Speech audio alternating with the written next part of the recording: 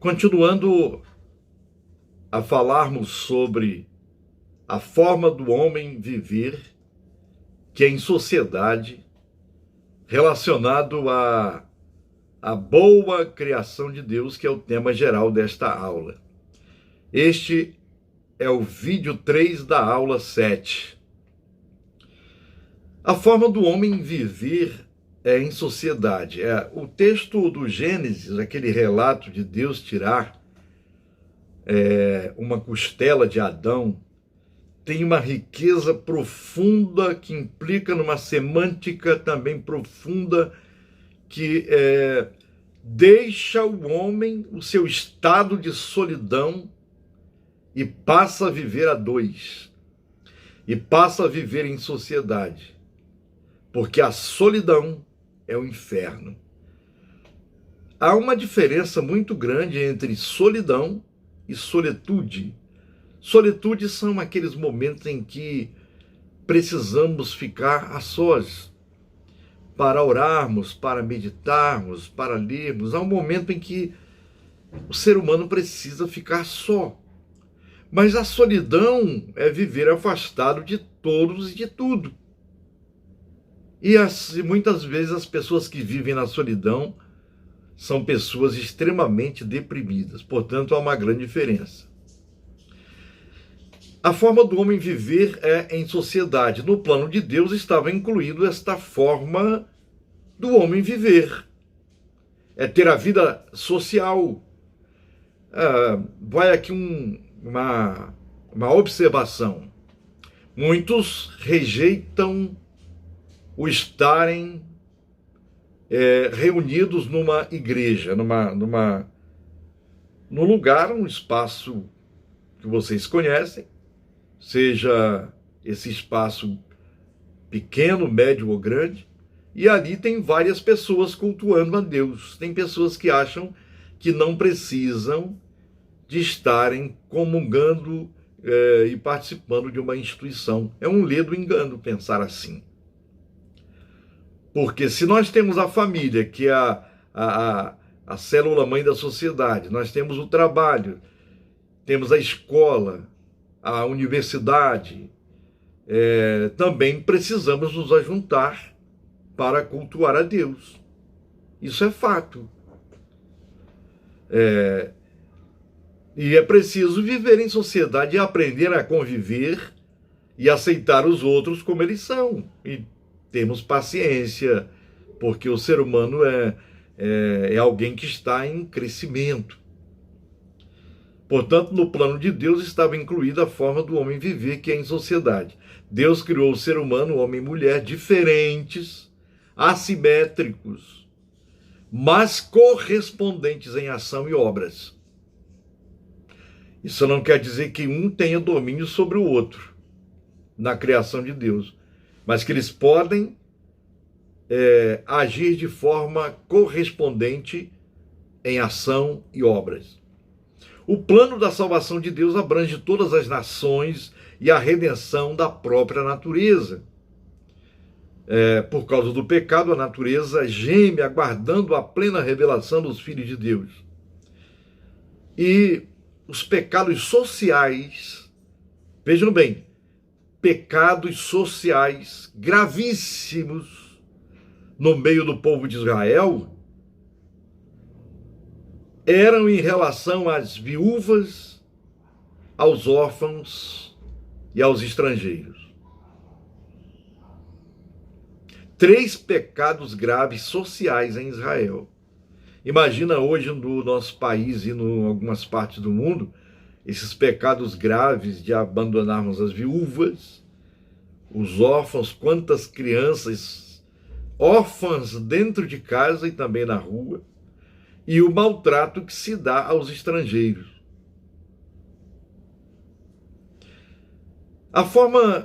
Aqui um terceiro momento é que a forma do homem viver em sociedade não elimina a diversidade. Deus disse para consigo mesmo: não é bom que o homem esteja só. Gênesis 2:18. Da costela de Adão, Deus fez a mulher Isto simboliza que o homem é arrancado de sua solidão para viver em sociedade.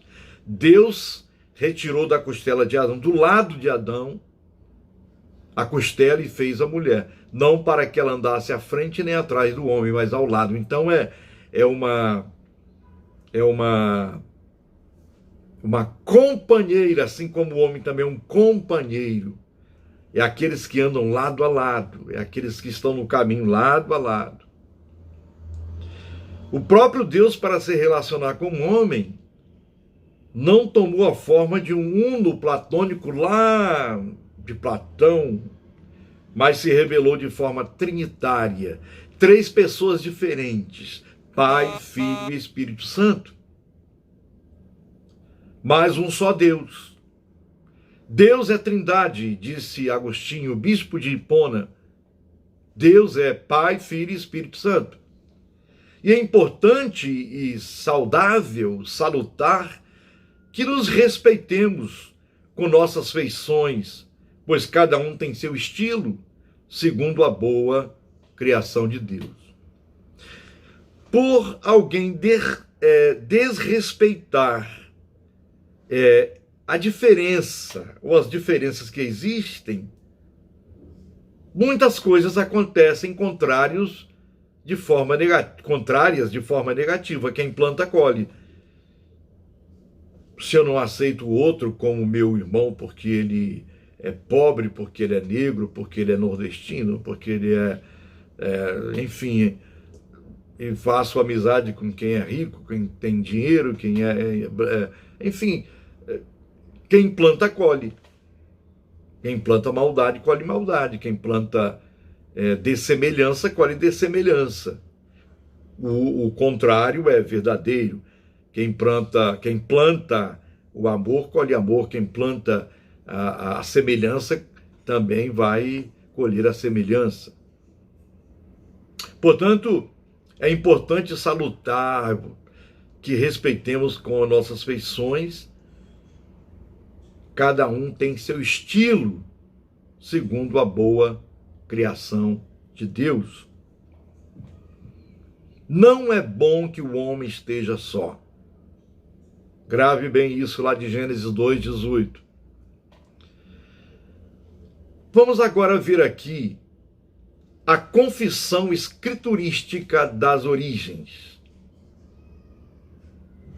O que é uma confissão escriturística das origens? É que tudo o que está escrito no livro do Gênesis, na Bíblia Sagrada, afirmando que Deus é o Criador e mantenedor da sua obra, há uma confissão, há uma fé expressa em palavras e obras, e não numa tese darwinista, ou aquela tese que defende que o homem veio do macaco, que o homem veio de um germe.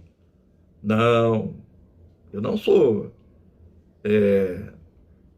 produto de um macaco, de uma espécie que evoluiu para outra espécie, e nem do micróbio, de um germe, enfim. Tantas teorias malucas. No sentido de se entender o significado de uma confissão das origens do ser humano e de sua responsabilidade, haverá de se ter como base sólida o campo hermenêutico bíblico. Já sabemos que a hermenêutica é a interpretação correta da Sagrada Escritura, e ela tem que ser contextualizada sem perder a sua identidade. E nesse campo é percebido que o Criador cumpre a sua promessa em termos de criação e acabamento. Há uma nova ordem que obedece a um esquema. O esquema na nova ordem é vocação. Palavra primeira e última, expressa no hoje de uma proximidade que se impõe e provoca, que solicita uma resposta do homem e da mulher criados por Deus. Então, Deus estabeleceu tudo o que existe, e principalmente do homem, que Deus o colocou no jardim, exige desse homem uma resposta uma resposta de compromisso, uma resposta de gratidão, uma resposta de reconhecimento. Pois bem, o ser humano ele vive social e culturalmente o retrato da criação. Pelo menos deveria viver. Isso significa que a própria criação se constitui um espaço de realizações históricas. Na existência humana, que é marcante, não existe nenhum laivo de acaso, nem um pouquinho de acaso, nada surgiu por acaso. Geração espontânea, como diria o Nietzsche, um filósofo da natureza, antes, né, que o homem surgiu por geração espontânea. Não existe laivo de acaso. Mas, por outro lado, quer desde a sua própria origem, quer da própria origem da criação, sabe o que existe? Isso tudo agora pós-pecado, pós-desobediência. Existe um sonho falso que revela um segredo. Existe um sonho falso que revela um segredo. O homem, ele pensa e age como se ele precisasse resgatar o mundo. Daí os grandes movimentos, o Greenpeace, várias ONGs que se projetam no mundo aí da ecologia, nesse tema ecológico. É salutar que isso aconteça, que alguém se interesse em cuidar da criação, preservar a natureza. Mas ao mesmo tempo em que ele pensa em salvar a criação, em libertar a criação, ele não cuida direito dela. Antes a maltrata, estabelecendo uma crise, compromete negativamente seu espaço de vida. Ao mesmo tempo que se levantam para defender o mundo, para defender o planeta, por outro lado há muita destruição, enfim, a criação de vírus, a intriga entre chefes de Estado para quem quer ser a maior potência e entram em guerras brancas, guerras... quem lança o vírus mais potentes, enfim, tem esse aspecto que é ambíguo demais. Isso se dá em função de quê? O que a teologia diz, a causa disto, é que há um despojamento do passado do ser humano.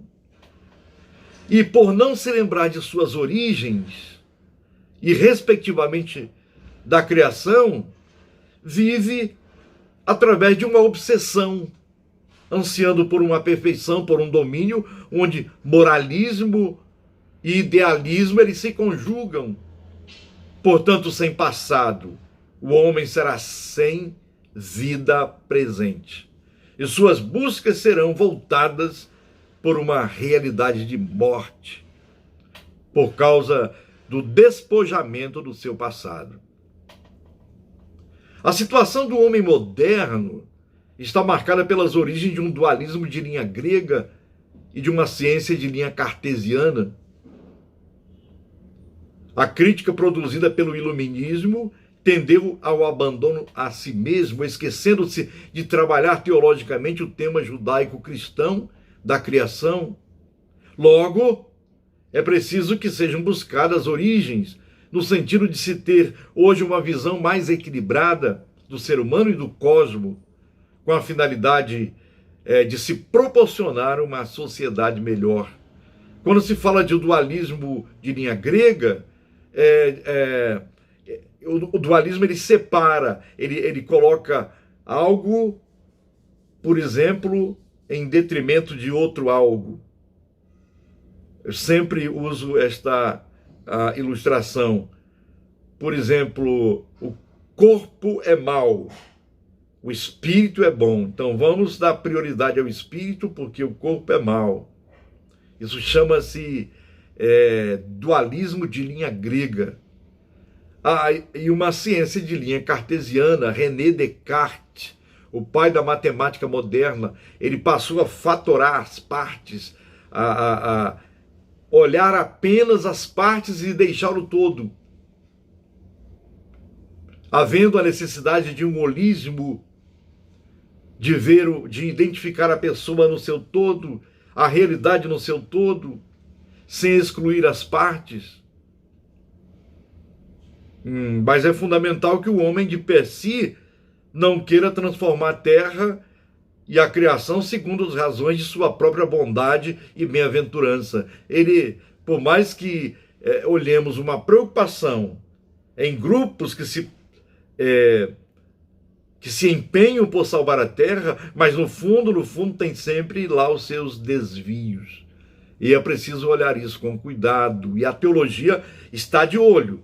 A teologia ela é profética. A teologia ela não só está preocupada com viver uma realidade dentro de quatro paredes, nem também de se confundir com a sociedade que existe, a mentalidade que existe, porque ela é deturpada, mas também ela se impor bíblica e teologicamente na história, no lugar onde estamos inseridos, porque aí estaremos cumprindo com a nossa missão de seres humanos, cumprindo com a nossa missão de sermos igreja.